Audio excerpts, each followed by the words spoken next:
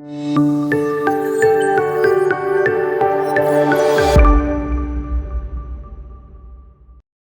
Hello నమస్తే welcome back. నేను మీ హోస్ట్ అక్షర విహారీ. ఈరోజు మనతో పాటు స్టూడియోలో mutual fund expert and financial growth advisor Wealthy Chakradhar గారు ఉన్నారు. సార్తో మాట్లాడేద్దాం. Hello sir. హలో అండి. సార్, పిఎంఎస్లో ఫ్రీక్వెంట్లీ ఆస్క్డ్ క్వశ్చన్స్ ఉన్నాయి, అవి చూద్దాం. సార్, ఇప్పుడు పిఎంఎస్లో ఎక్స్పెన్స్ రేషియో అనేది ఎప్పటికీ ఒకటేలాగా ఉంటుందంటారా?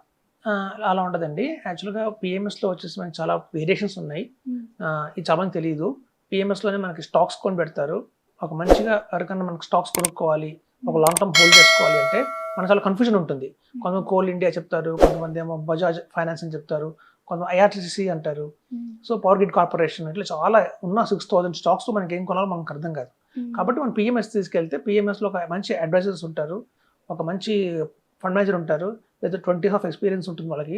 వాళ్ళు కూడా 20 years ఎక్స్పీరియన్స్ తోటి మంచి మంచి స్టాక్స్ మన కోసం సెలెక్ట్ చేసి పెడతారు. సో అట్లాంటి బ్లూ చిప్ స్టాక్స్ కావచ్చు, లేదా మల్టీ క్యాప్ స్టాక్స్ కావచ్చు. అంటే మల్టీ క్యాప్ అంటే అందులో మనకి బ్లూ చిప్, మనకి large cap, mid cap, small cap అని కలిపిన పోర్ట్ఫోలియో. సో ఇట్లాంటి పోర్ట్ఫోలియోస్కి మాత్రం 2.50% అనేది ఎక్స్పెన్స్ రేషియో ఉంటుంది. అది ఎప్పటిదాకా అంటే కేవలం 2 crores దాకానే ఉంటుంది. ఎప్పుడైతే మన వాల్యూమ్ చూడండి, మనం పెట్టాం 50 lakhs, ఆ 50 lakhs గణనీయంగా మార్కెట్లో పెరిగి ఒక 5 years 7 years దాటిన తర్వాత 2 crores క్రాస్ అయింది అనుకోండి. ఎప్పుడైతే 2 crores క్రాస్ అయిందో దాన్ని ఎక్స్పెన్స్ రేషియో వచ్చి 2% పడిపోతుంది. అంటే 2.50 నుంచి 2% దిగుతుంది. అలాగే ఇంకొంచెం ముందుకు వెళ్ళి 10 crores దాటింది అనుకోండి, సో 5 crores దాటినా కూడా 1.50% పడిపోతుంది.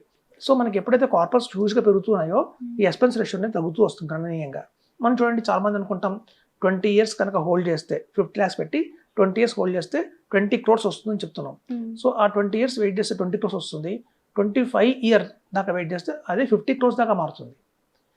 30 years దగ్గర ఎవరైనా ఉంచారంటే అది 100 crores అవుతుంది. ఒక మన పిల్లలకి భవిష్యత్తు ఇవ్వాలి, ఒక 100 కోట్లు మనం ఉండంగానే వాళ్ళ చేతిలో 100 కోట్లు పెట్టాలి అంటే మాత్రం PMS is the best option అని చెప్తున్నాం. సో ఇట్లా 100 కోట్లు వాళ్ళకి ఇచ్చినప్పుడు 30 years అంటే చూడండి, పిల్లలు పుట్టినప్పుడు మనం ఇస్తాం కూడా 50 lakhs, వాళ్ళు 30 years వచ్చేప్పుడు 100 కోట్లు వస్తాయి. సో ఎప్పుడైతే లాంగ్ టర్మ్లో పెరుగుతుందో అప్పుడు ఎక్స్పెన్స్ రేషియో కూడా గణనీయంగా పడిపోతుంది. ఈవెన్ 0.50% ఉంటుంది ఆ రోజున ఎక్స్పెన్స్ రేషియో. సో కాబట్టి ఏంటంటే కార్పొరేట్స్ పెరుగుతున్న కొద్దీ కూడా మనకి ఎక్స్పెన్స్ రేషియో తగ్గుతుంది. అది ఈక్విటీ స్టాక్స్ గురించి మాట్లాడుకున్నాం. చూడండి, మ్యూచువల్ ఫండ్స్లో ఇంకో కేటగిరీ ఉంది. అదేంటంటే మ్యూచువల్ ఫండ్స్. పిఎంఎస్లోనే మ్యూచువల్ ఫండ్స్ ఉంది, ఇంకా ఈటీఎఫ్ కూడా ఉంది.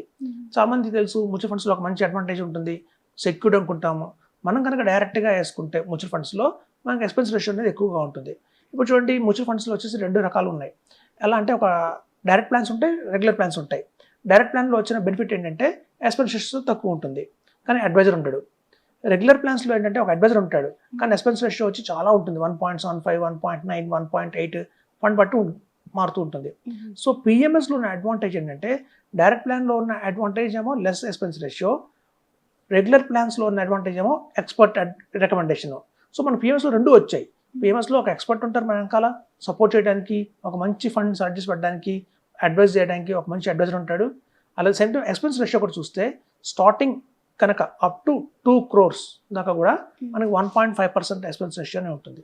ఎప్పుడైతే 2 crores దాటింది అనుకోండి, ఎక్స్పెన్స్ రేషియో 0.50%. అంటే ఒక డైరెక్ట్గా తీసుకున్న మ్యూచువల్ ఫండ్స్ కంటే కూడా పిఎంఎస్ ద్వారా కనుక వెళ్తే వీళ్ళకి 0.50%. అంటే ఇంకా డైరెక్ట్ ఎక్స్పెన్సెస్ కంటే కూడా ఇంకా తక్కువ ఎక్స్పెన్సెస్లో మనకి అవైలబిలిటీలో పిఎంఎస్ ద్వారా కొనవచ్చు. సో ఇప్పుడు చూడండి, చాలామంది అనుకుంటారు ఒక క్వాంట్ స్మాల్ క్యాప్ అంటే అందరికీ ఇష్టం, ఒక మంచి ఫండ్. కానీ మనం ఏంటంటే డైరెక్ట్గా 1 కోటి రూపాయలు ఇన్వెస్ట్ చేస్తామంటే తీసుకోదు.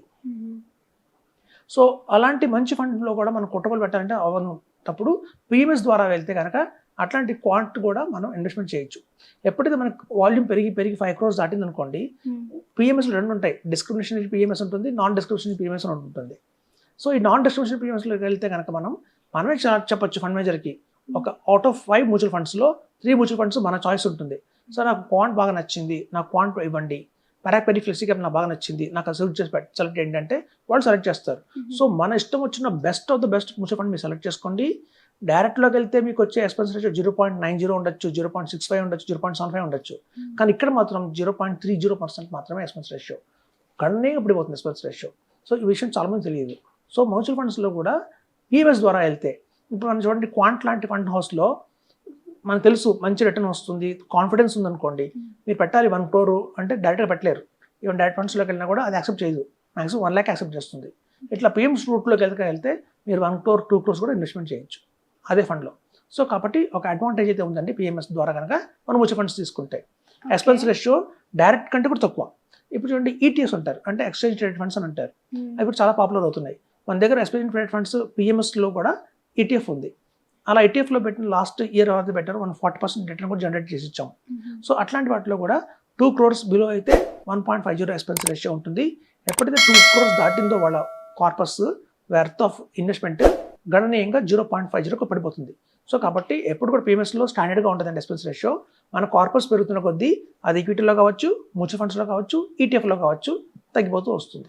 కాబట్టి దిస్ ద ఆన్సర్ అండి. అందరూ నమస్కారం అండి.